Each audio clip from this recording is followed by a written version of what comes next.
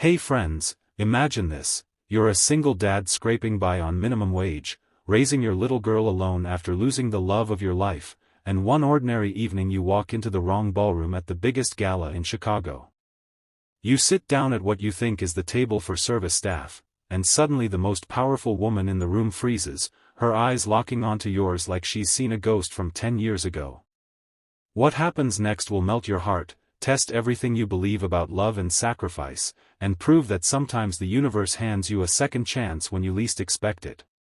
Stick with me till the very end, because this true feeling tale of heartbreak, hidden kindness, and beautiful redemption is going to leave you believing in miracles again. Let's dive in.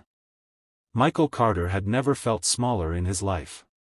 At 32, he was still the same quiet boy from the wrong side of Chicago who once dreamed big with a girl named Olivia Bennett.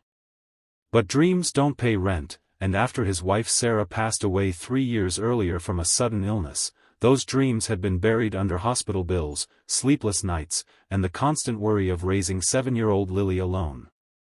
Michael worked 2 jobs, days at a hardware store fixing things with his calloused hands, nights driving for a rideshare app, just to keep the lights on and put food on the table. Lily's bright laugh was the only light left in their tiny 1-bedroom apartment, but even she had started asking why Daddy looked so tired all the time.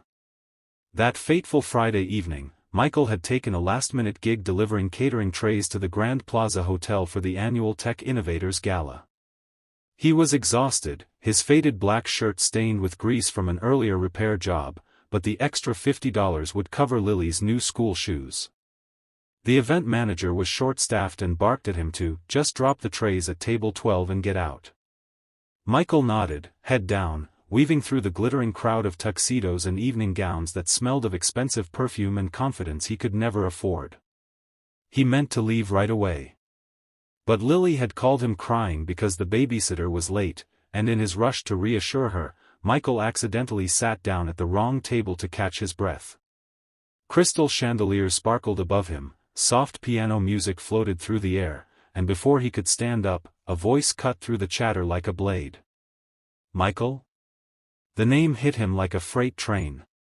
He looked up slowly, heart hammering, and there she was, Olivia Bennett, now 31 and every inch the billionaire CEO the world knew from magazine covers. Her emerald green gown shimmered under the lights, her dark hair swept into an elegant twist, but those same warm brown eyes that once stared at him across a college library table were wide with shock. She froze, champagne glass halfway to her lips, as if time itself had stopped. Michael's throat tightened. 10 years melted away in a heartbeat. Back in college, they had been inseparable, 2 broke kids studying late, sharing cheap ramen, dreaming about the future. Olivia had wanted to build an app that would change the world. Michael had believed in her so fiercely that when her father cut her off financially, he had quietly taken extra shifts at the campus cafe and sold his only guitar so she could afford the coding bootcamp that launched her empire. He never told her.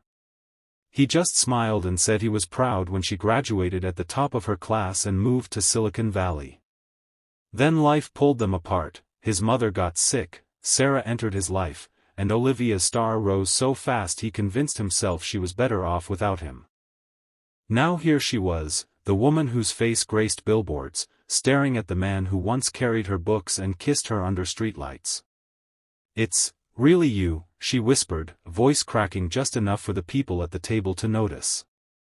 Whispers rippled around them. Michael felt every eye on his worn shoes, his tired shoulders, the grease stain on his sleeve. He wanted to disappear. I should go," he mumbled, pushing back the chair. "Wrong table. Sorry." But Olivia reached out and caught his wrist. Her touch was gentle, the same way it had been when they were young and scared of everything except each other. "Don't," she said softly, eyes glistening. "Please, sit." The next hour passed in a blur of painful politeness. Michael answered questions about his life with quiet honesty, widower, single dad, still fixing things for a living. Olivia listened like the entire gala had vanished. When he mentioned Lily, her face softened in a way that made his chest ache. She shared nothing about her empire, her penthouse, her private jet. Instead she asked about the little girl who loved drawing robots and whether Michael still played guitar. He laughed sadly. Sold it years ago. Needed the money for, well, life. Inside, Michael's heart was breaking all over again. He had sacrificed everything so Olivia could soar, and here he was, sitting in her world like an intruder. Meanwhile, Olivia felt the ground shift beneath her designer heels. She had searched for him once, years ago, but the trail went cold. Now the man who had quietly given up his dream so she could chase hers was right in front of her, tired, broke, yet still looking at her like she hung the moon. The guilt she had buried for a decade came crashing back.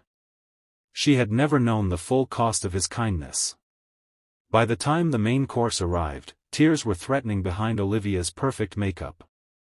The CEO who commanded boardrooms froze for the second time that night when Michael casually mentioned he still had the old sketch she drew of her first app idea, the one he had framed and kept in Lily's room, so she'd know it's okay to dream big even when things are hard. That was the moment everything changed. The gala ended, but Olivia refused to let Michael slip away again. She cancelled her private car, walked him to the service exit, and insisted on driving him home herself in the simple black sedan she kept for moments like this. The city lights blurred past as they talked, really talked, for the first time in a decade. Michael told her about Sarah's illness, the mountain of debt, the nights he cried in the shower so Lily wouldn't hear. Olivia finally confessed she had always wondered what happened to the boy who believed in her when no one else did. "I thought you forgot me," she admitted, voice breaking. "I thought, maybe I wasn't worth remembering." Michael stopped the car in front of his run-down apartment building and turned to her with the gentlest smile. "Olivia, I gave up everything so you could become exactly who you were meant to be. I never forgot. I just loved you enough to let you fly." For the first time in years, Olivia cried openly, great, heaving sobs that shook her shoulders.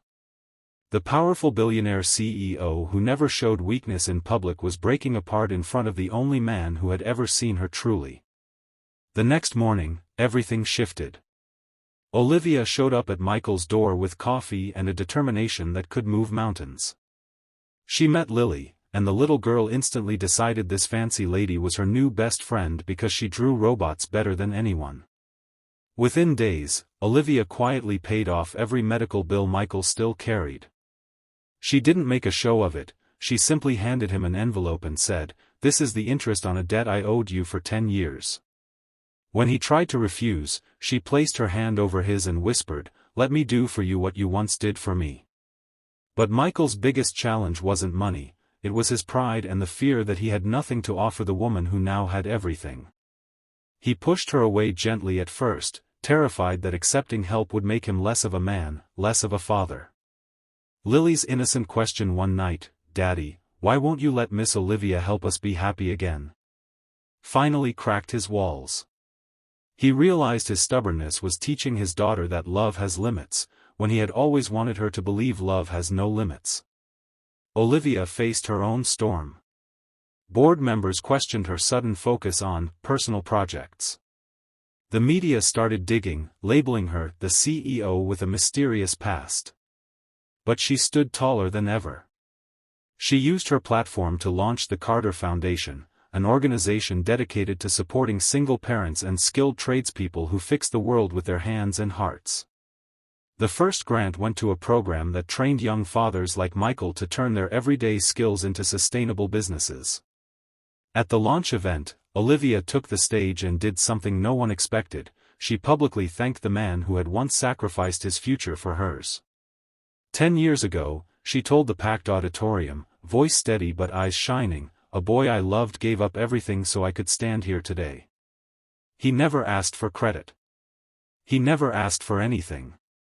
Tonight, I want the world to know his name, Michael Carter.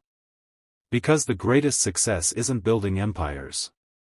It's the quiet love that makes empires possible." Michael watched from the front row, Lily on his lap, tears streaming down his face. For the first time since Sarah's death, he felt truly seen, not as a struggling dad, not as a charity case, but as the hero of his own story. Later that night, under the same streetlight where they had shared their first kiss years ago, Olivia took his hands and said the words he had waited a lifetime to hear: "I never stopped loving you. And this time, I'm not letting life pull us apart again." Today, Michael still fixes things with those same calloused hands, but now he runs a thriving community workshop funded by the foundation. Lily draws robots with her dad and her new mom, and their apartment is filled with laughter instead of worry. Olivia still runs her empire, but every weekend she trades boardrooms for family dinners and reminds Michael that real power is measured in heartbeats, not dollars. Friends, if you're watching this right now and feeling like life has dealt you an impossible hand, whether you're a single parent fighting every day, someone who sacrificed quietly for love, or anyone who wonders if second chances are real, hear this: kindness never disappears. It circles back when you least expect it, wearing the face of the person who always believed in you.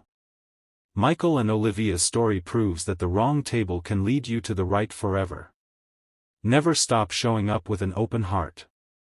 Never stop believing that your quiet sacrifices matter. Because somewhere out there, the universe is preparing a table just for you. Thank you for staying till the end.